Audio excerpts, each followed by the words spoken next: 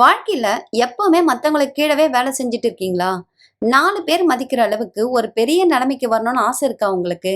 அப்போ நவக்கிரக நாயகனான சூரிய பகவானுக்கு உகந்த இந்த கோதுமைய தானமா செஞ்சு பாருங்க.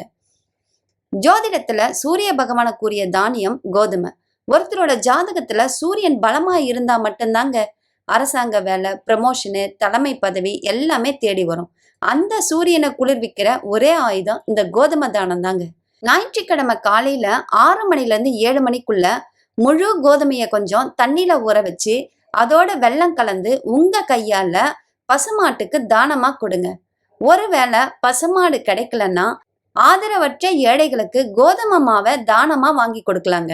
இப்படி உங்க கையால கோதுமைய தானம் செய்ய செய்ய உங்களை சுற்றி உள்ள தடைகள் எல்லாம் உடைஞ்சு சமுதாயத்துல உங்களுக்குன்னு ஒரு பெரிய அங்கீகாரமும் மதிப்பும் கிடைக்குங்க. கண் சம்பந்தப்பட்ட நோய்களும் விலகும். முழு நம்பிக்கையோட தொடர்ந்து 9 ஞாயிற்றுக்கிழமை இந்த தானத்தை செஞ்சு பாருங்க. உங்க வாழ்க்கையில கண்டிப்பா பதவி உயர்வு கிடைக்கும்.